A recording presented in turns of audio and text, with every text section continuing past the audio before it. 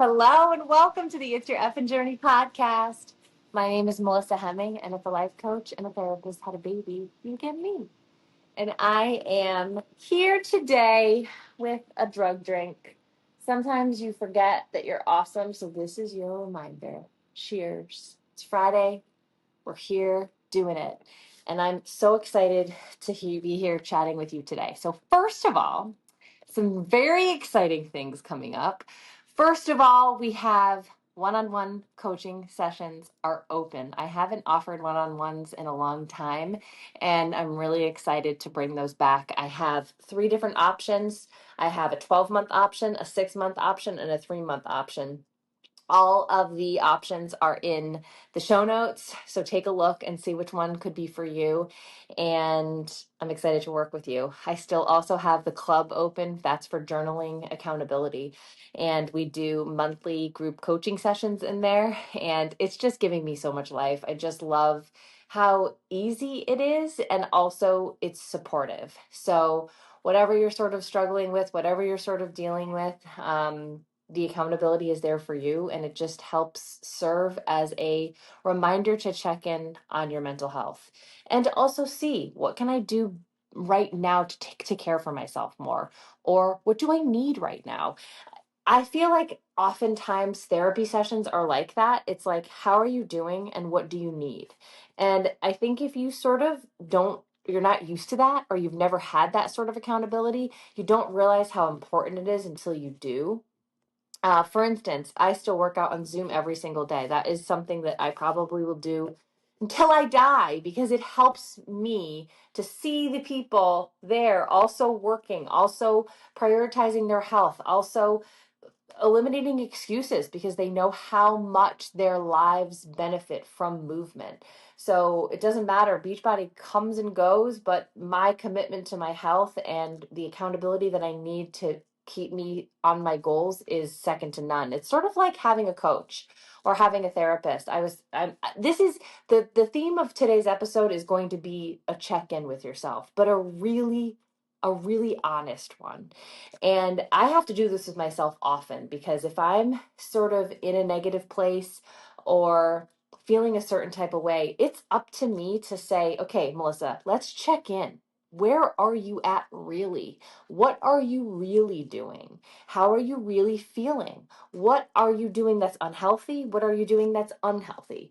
And for instance, I was watching my stories back. Why was I watching my stories back today? But I was watching my stories back from a year ago. And first of all, holy shit, the emotions from watching the election unfold last year. I was an emotional wreck.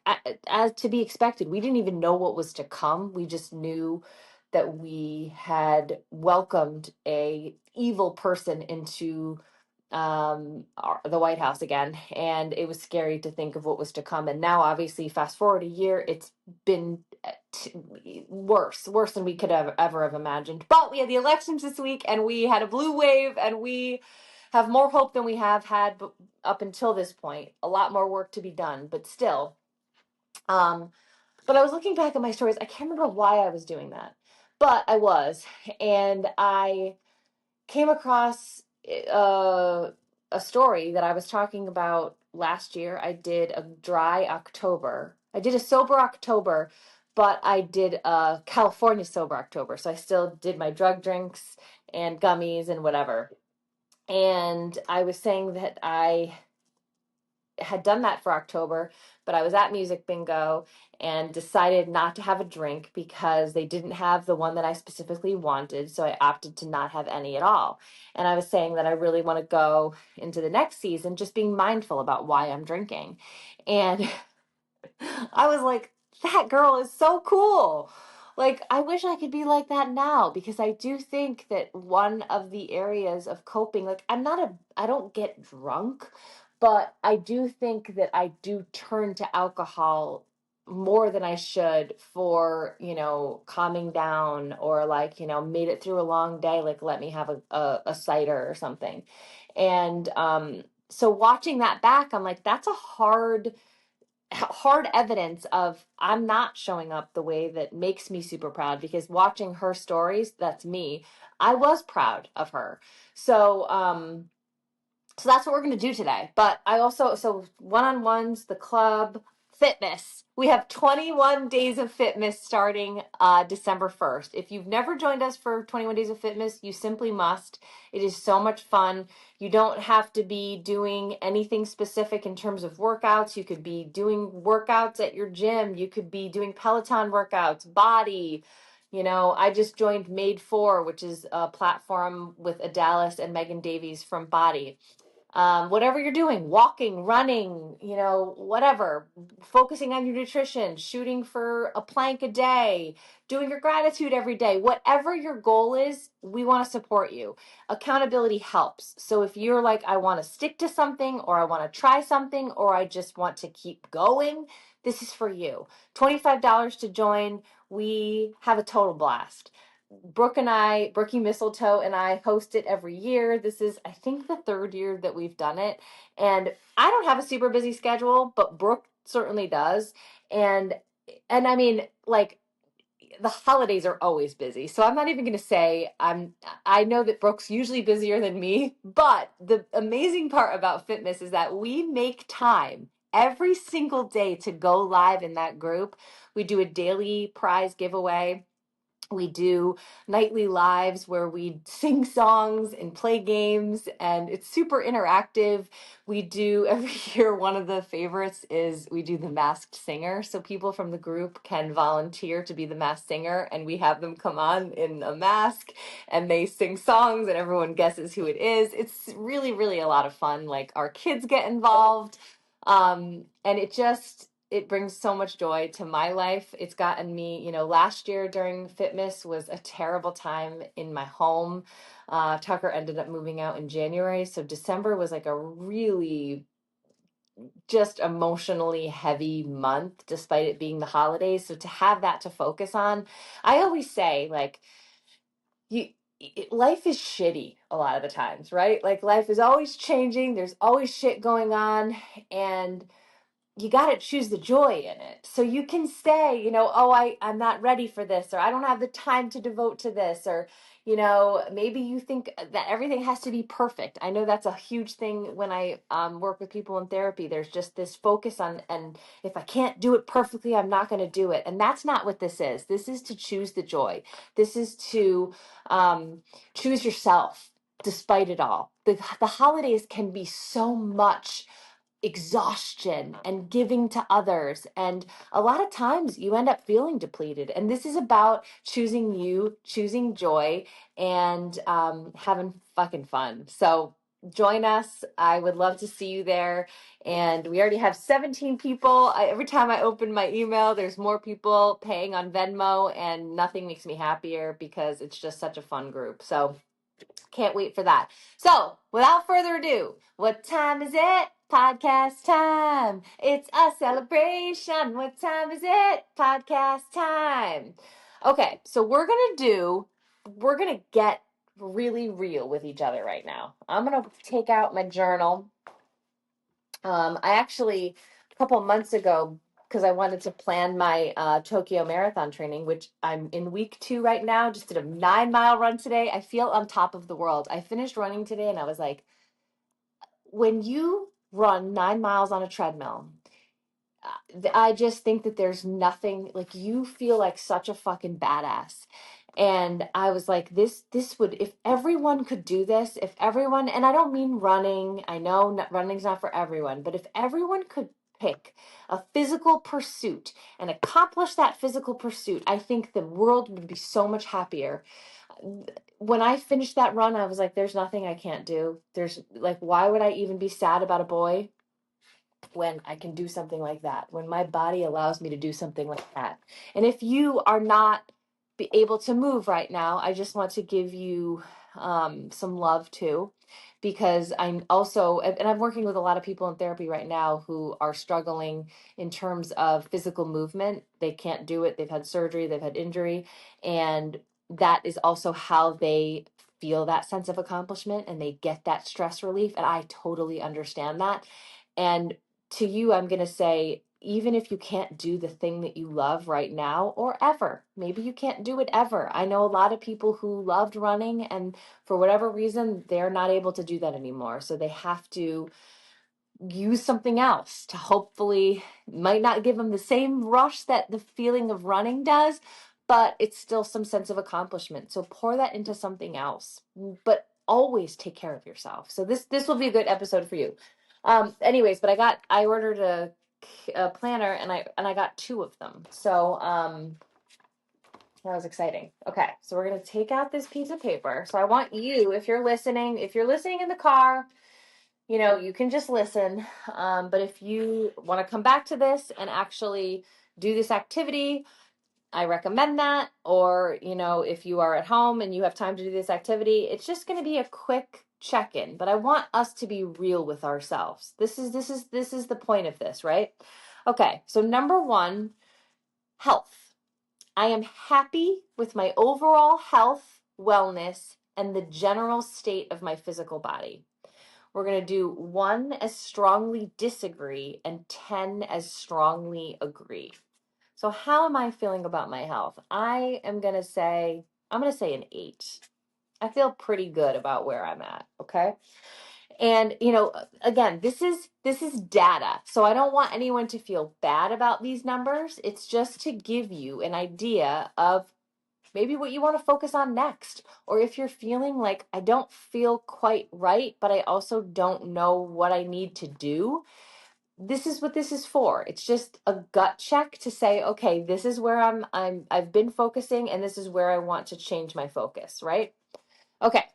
I love this one. Mindset. I'm happy with my ability to find positive meanings in whatever's going on, no matter how difficult it is. I am really good at this, so I'm going to give myself a 9. Okay. Okay. Relationships. The everyday love and passion in my current or most recent intimate relationship is where I truly desire it to be. I am not going to give myself an 8 or 9 in this. I am going to say 4 because I really do feel like relationships is where I have a lot of work to do. I have a lot of paying attention to myself. I have a lot of paying attention to others, speaking my truth, communication, all of that. So I'm going to give myself a 4 in relationships. And this is, you know, to me, I'm looking at this in my intimate relationships, not my friendships. Okay. Productivity. My current performance and productivity in achieving my daily outcomes are at the level I truly desire them to be. Okay, so I'm going to give myself a 6. I do think that I need to work more smarter, not harder. So it doesn't necessarily mean more hours, but I definitely do need to work a little bit smarter in terms of my daily outcomes. So I'm going to give myself a 6 on that. Okay. Business. My current happiness and fulfillment at work are at the level I truly desire them to be. I'm going to give myself a 5. A 5. Because there's still a lot that I want to do. There's still a lot that I want to do, and there's still work to be had in structuring my days. Like this week, for instance, like when I think about work, I want freedom, more freedom. And I do have a lot of freedom now. I make my own schedule, but there is a certain amount of money that I have to make, and a certain amount of appointments I have to make that happen. And when I think about the freedom, like I always wanted to be able to go to my kids' soccer games, take them to their appointments, be involved in their life. And yesterday I had to pick between Madikit's dance performance or her soccer game, and I don't want to have to choose those things. Like I want to be able to clear the day so that I can go to both of those. So that means that I need to change up how I do business. So, when you're thinking about your life, if time freedom is something that is on your heart, how can you get more of that? How can you create that for yourself?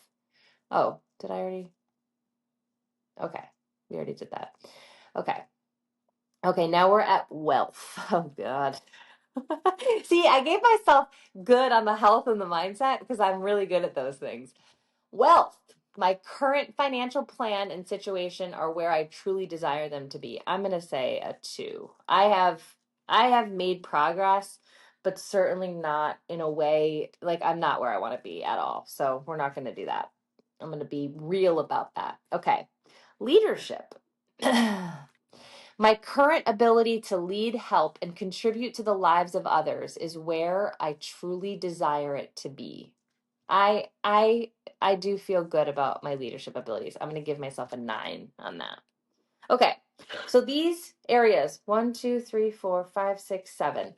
I would like to also add another category here of like social relationships and community, because I feel like a lot of people struggle in this area, and I think it's super important to feel connected.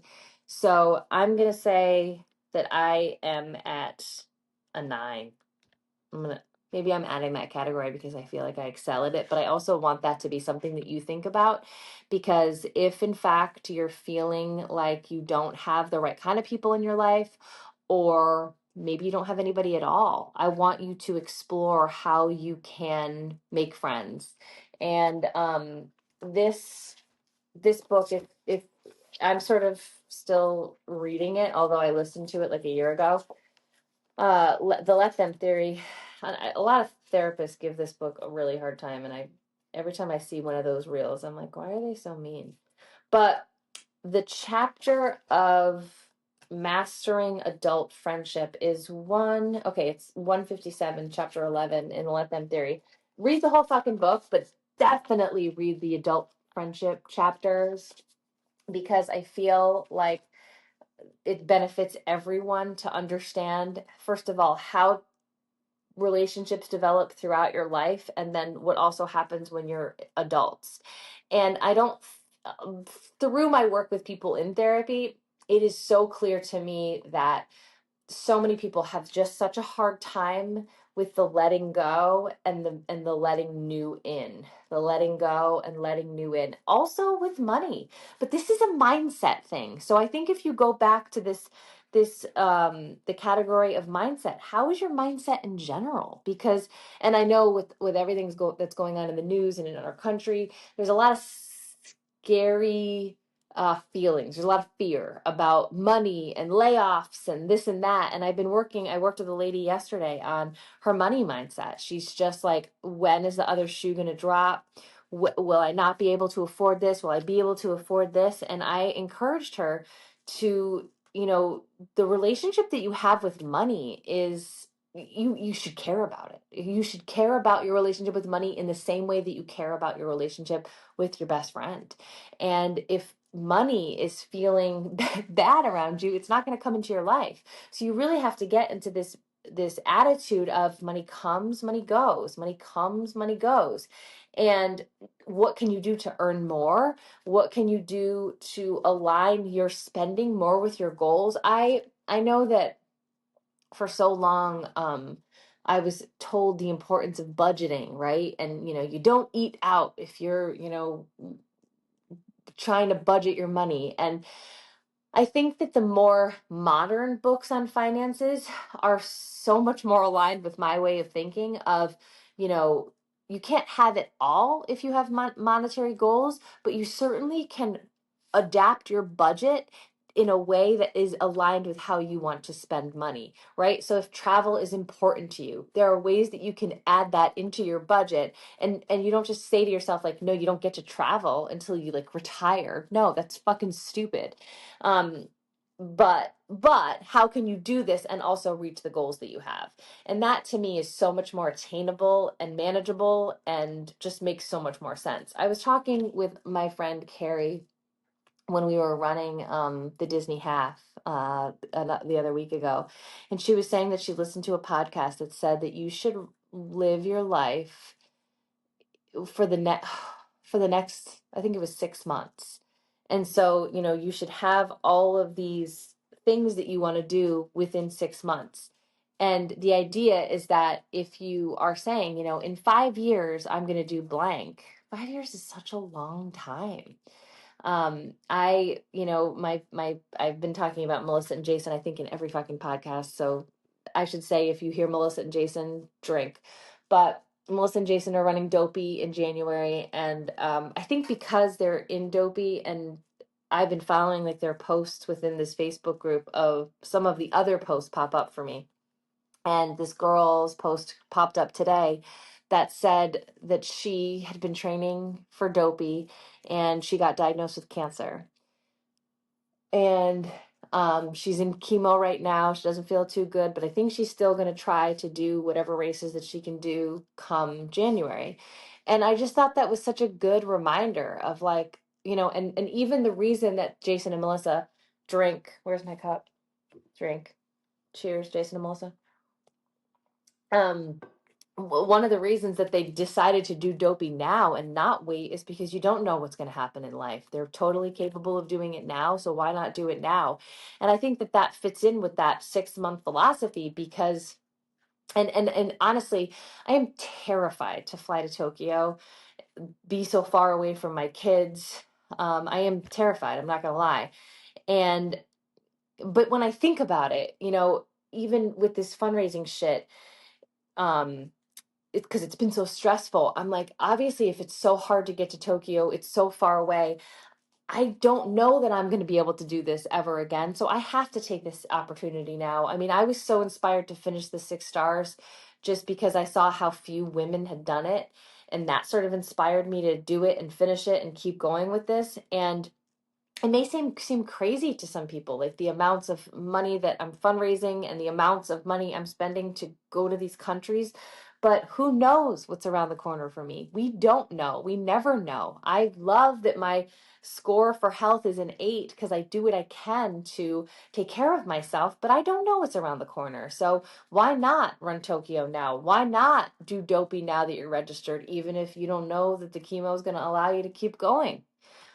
Do it. Just do the things. And what I love about these sort of assessments, and having the opportunity to look at these areas of your life, it gives perspective of where you've been and where you want to go.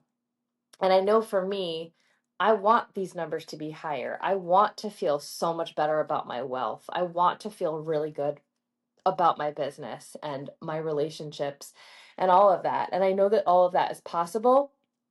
I think another thing to mention in here, because I don't know if I've talked about it in a while, but I know a lot of people, depending on what your mindset score is, I want to know your mindset score. That's really what I want to know, because that's the one I can help you with.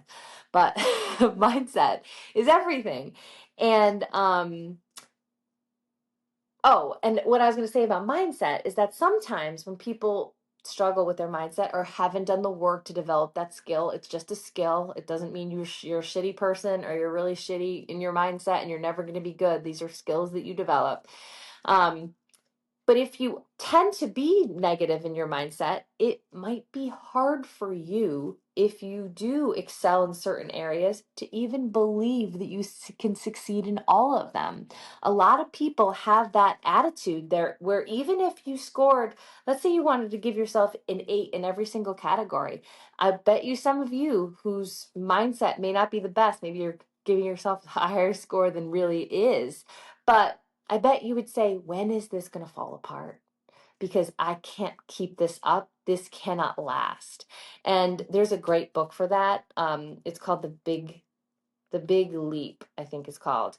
But it's a book about resetting your temperatures so that you believe you can be successful in money and also in relationships, or health and business and relationships. It's this belief that, just because you are good at two doesn't mean you're going to suck in the others. Like, right? Like think about like the way that we look at money in, like I'm thinking of The Family Man with Nicolas Cage. It's one of my favorite Christmas movies. And, we look at situations like that where if there's this successful, rich man, he must be lonely, right? Like we look at people that have money as lonely or alone, or they've chosen this path.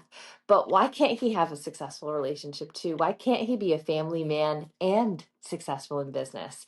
And it's same thing the other way. Why can't this man who chooses this woman and chooses kids, why can't he also be successful in business? And I think that's it's a mindset thing. So I want to know your mindset score. Hopefully this helped you guys today. I know it helped me. It always does, to be brutally honest with myself, because if we're not honest with ourselves, what are we doing? I can blow lots of smoke up my ass all the time, but when I really am real with myself, then at least I can say, okay, my wealth at a 2 is not something I'm proud of. I want to raise that score. So how the fuck am I going to do that? And you get to action, you get to work. So whatever that looks like for you, for me, when am I my best? When I have a fucking business coach, when I'm working with a therapist, when I am listening to more podcasts and Audible and doing my miracle morning and running. Oh my God. This week 2 of running, I did 10 miles on Sunday, speed work 4 miles on Tuesday, 5 miles on Wednesday, 9 miles today. And I will tell you, I feel like I just feel amazing. So whatever is working for you, keep it up. And whatever you need to work on, you can do it. Love you guys. If this spoke to you, please screenshot it and tag me in your stories on Instagram. Podcast swag is live, and the link is in the show notes, along with all the other shit that I talked about. And I can't wait to see you in all of it, because I can't wait to help you. All right. Love you. Bye.